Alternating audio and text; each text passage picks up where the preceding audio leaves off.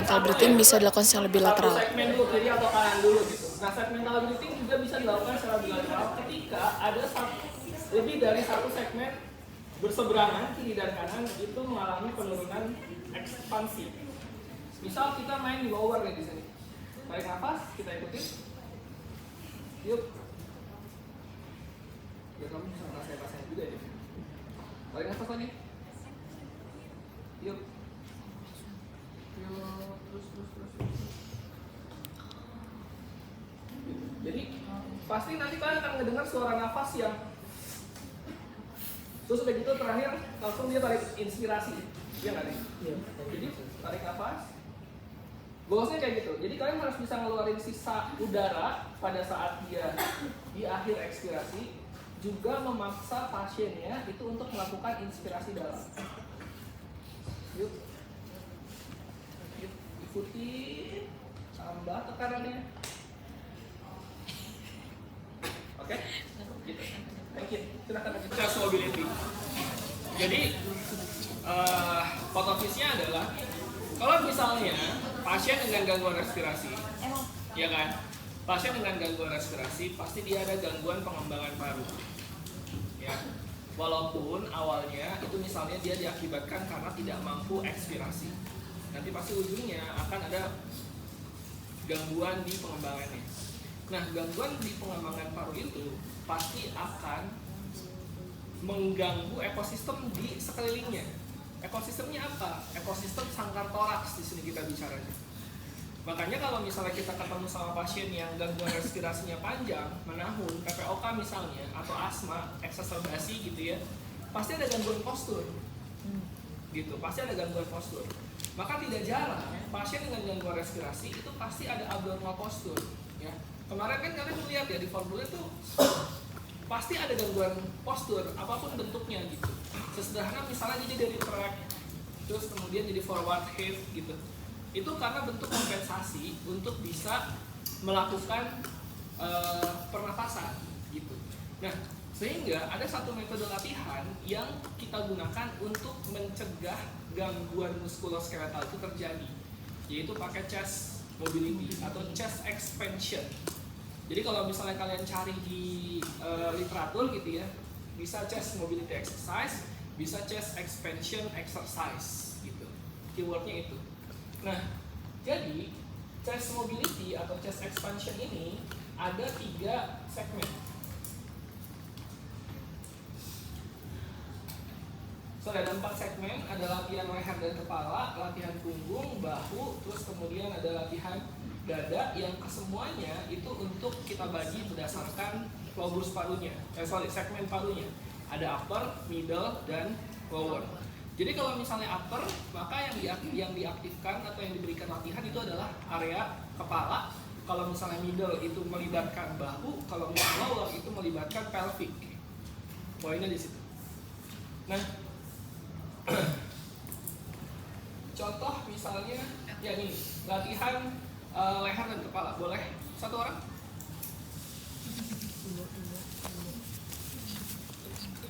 Lihat ke sana, duduk.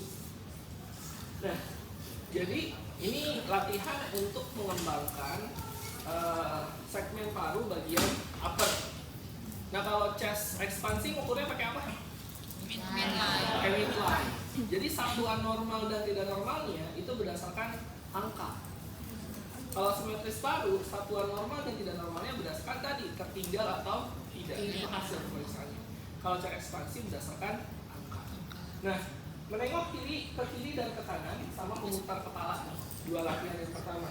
Menengok ke kiri sambil hembuskan nafas, lalu tarik nafas dalam posisi tersebut. Menengok ke kanan sambil hembuskan nafas, terus kemudian kembali ke posisi tengah. Masing-masing dilakukan sebanyak 5 kali. Poinnya di sini. Menengok ke kiri sambil hembuskan nafas. Berarti kan dia startnya dari posisi tengah ya. Jadi selalu memulai itu maaf ya. Tarik nafas. Menengok ke kiri sambil buang nafas. 1, 2, 3. Yuk. Yuk, sambil nunduk, sip, tarik nafas lagi, yuk kembali ke tengah, sip, tarik nafas lagi, yuk sambil nengok ke sebelah kanan, tarik nafas lagi, yuk, tarik nafasnya harus dalam kondisi Jadi kan tarik nafas nih, tiup, tarik nafas, tiup ke tengah. Harus ada posisi flexion dari si cervicalnya. Untuk apa? Untuk membuka gerak si lehernya. Iya. Makanya tadi ada yang nunduk, terus tarik nafas, terus kemudian tiup ke tengah, tiup, tarik nafas lagi, tiup ke sebelah kiri, tarik nafas, tiup ke tengah lagi. Jadi tujuannya adalah untuk meningkatkan mobilitas dari area cervical. Karena kan ada SCM sama sekali nih ya, otot bantu pernafasan. Kalau misalnya dia spasm itu kan pasti akan narik ke bawah. Itu yang membuat dia forward head kan. Makanya kita pakai latihan ini untuk meminimalisir itu. Yang kedua, memutar kepala. Kepala miring ke kiri lalu putar ke belakang sambil tarik nafas, lalu putar ke kanan sambil ke depan. Nah, kalau tadi tuh dia cuma gini doang. Tapi kalau yang memutar kepala itu dari ngatahin shoes gitu ya. Jadi nah kayak gitu tuh, kayak gitu. Kamu lihat deh, ya sip. Jadi pada saat dia bergerak, ya pada saat bergerak dia harus hembus nafas. Pada saat diam dia tarik nafas. Oke, gitu ya. Jadi dari sini tarik nafas sambil ada ke belakang kepalanya, terus kemudian diputar ke sebelah kanan, tiup. Sip, balik ke tengah, tarik nafas lagi. Sip, sekarang ke kiri, tiup. Nah, gitu. Oke, dibuat semaksimal mungkin gerakannya. Oke, dibuat semaksimal mungkin sebisa pasiennya. Hati-hati untuk kondisi pasien ini, untuk kondisi latihan ini terhadap pasien dengan kondisi 1 tirah baring lama, 2 riwayat vertigo, 3 hipotensi. Tirah baring lama, vertigo, sama hipotensi.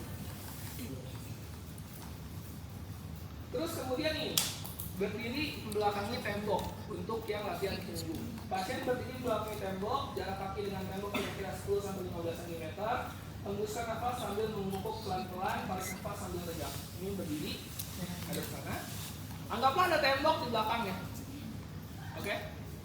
Jadi dia sambil senderan. Kamu di situ deh. Ya, sambil sana.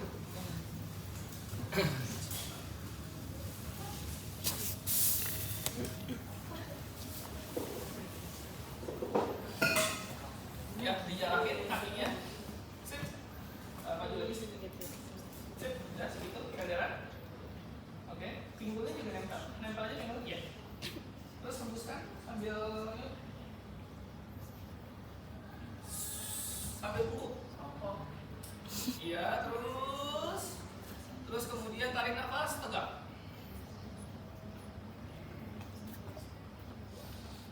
Bahu sama kepala itu harus nempel ke tembok. Jadi ketika bahu dan kepala nempel ke tembok, harapannya dia bisa retraksi, koreksi postur ke kepala juga. Jadi pada saat dia turun, 1, 2, 3 turun, tiup, hembus nafas, tarik nafas. Nah, fisioterapis pelan-pelan untuk mengkoreksi bagian mana dulu yang harus nempel. Tiup lagi, tiup, sip. Oke, tarik nafas. Kita bikin per segmen. Good. Tiup. Gitu. Oke. Poinnya adalah korektif postur. Tiup. Ya, gitu. Oke. Thank you. Boleh dulu. Itu latihan yang ketiga. Berdiri membelakangi tembok. Nah, terus kemudian latihan punggung berikutnya adalah ini. Ekstra latihan bahu, mengangkat bahu sama memutar bahu. Bahu diangkat ke arah telinga sambil tarik nafas. Elevasi ya. Tarik nafas. Tiup. Elevasi aja, jangan diroket. Tarik nafas. Tiup. Oke. Terus kemudian memutar bahu ke depan lalu ke atas sambil tarik nafas. Ya, Ini bisa begini. Oke. Jadi intinya di bahu itu adalah ngerilis si upper traps sama pectoralis major. Makanya pada saat ini dibuka pectoralisnya. Oke. Nah kalau misalnya ada WSD gimana Pak? Di kiri atau di kanan? Maka maksimalkan yang sisi sebelahnya dulu. Terus kemudian sisi yang satunya gimana? Fiksasi. Sambil tetap dikerjain. Jadi jangan dieliminir. Ya. Kalau misalnya dia nggak ada WSD, kerjain langsung dua-duanya. Tapi kalau ada WSD, ada alat bantu nafas, misalnya kerjain sisi yang tidak terpasang dulu, terus kemudian bagi sisi yang terpasang, fiksasi. Oke? Yang fiksasi kita kalau pasien. Kita boleh, pasien boleh. Ya. Nah, kalau misalnya fiksasi, pastikan bahwa kita tuh jangan sampai menekan si selangnya. Jadi sela jari kita itu ada di selang itu ada di sela jari kita. Jadi tempelkan, angkat, putar, ya, gitu. Dan itu pasti akan nyeri, sebisanya aja dulu nggak apa-apa. Ya, pasti akan nyeri, gitu. Terus kemudian ini sama memutar siku.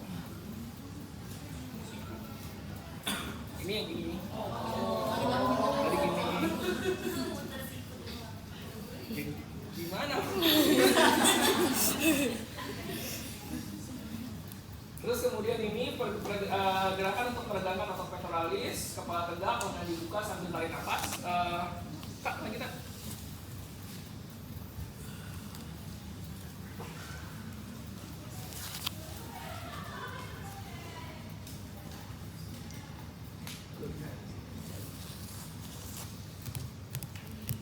Nah, kalau yang pectoralis, jadi kita bisa memulai. Kalau misalnya pasiennya bisa menaruh tangannya di belakang kepala kayak gini, posisikan dalam posisi ini. Karena ini nge-stretch pectoralisnya jauh lebih banyak. Jadi tiup, sambil agak bungkuk, buka. Tarik nafas. Oke, tutup lagi, hembuskan, buka. Tarik nafas. Kalau bisa kayak gini, prefer dalam posisi ini. Kalau misalnya nggak bisa gimana? Lepas. Buka tangannya ke samping. Ini jauh lebih mudah. Tutup, hembuskan nafas, buka. Gitu. Jadi modifikasinya kayak gitu. Kalian bisa ngerasain stretchnya jauh lebih ketat ya kalau misalnya di belakang kepala. Tapi kalau misalnya dibuka gini aja jauh lebih longgar, lebih enak. Gitu. Jadi stagingnya kalau pasiennya bisa ya langsung aja kayak gini. Kalau nggak bisa dilepas aja nggak apa-apa. Gitu ya. Terus kemudian membungkukkan badan, ini sama kayak tadi, cuma posisinya duduk gitu. Nah, terus kemudian menggerakkan badan ke samping. Nah, kalau menggerakkan badan ke samping, ini ada satu segmen, misalnya kita mengembangin dari yang sebelah kiri, gitu. Maka kita mulai dari hembuskan nafas, terus kemudian tarik nafas. Hembuskan lagi. Jadi ngambusin dulu ke kiri, terus tarik nafas. Pada saat dia, nah, hembuskan kembali ke bawah, gitu ya. Jadi hembus dulu, tarik, hembus lagi, tarik nafas lagi, hembuskan lagi, tarik nafas lagi. Lebih bagus lagi kalau pasiennya bisa begini. Tarik, hembuskan, tarik nafas, hembuskan, tarik nafas, gitu. Ya. Lanjut kita langsung ke bawah. Gitu kan? Ini middle to lower ya segmennya. Sebenarnya ini kayak semi bridging gitu. Oke, tarik nafas, angkat pantatnya. Turun, hembuskan, turun. Digeser pantatnya. Tarik nafas lagi ke tengah. Turun ke sebelah kanan. Oke. Tarik nafas lagi. Turun ke sebelah kiri. Gitu. Jadi dia bridge, ngangkat, geser. Jadi bentukannya pas dia turun itu harus miring. Jadi memberikan ruang ke segmen toraks sebelah yang membukanya. Itu yang miringnya. Lagi, tarik nafas lagi. Balik. Nah, gitu. Oke. Itu yang geser pantat sama mutar lutut. Ini roll maksudnya. Ya. Ulangi ya. Tarik nafas. Sorry. Salah. Tarik nafas. Hembuskan.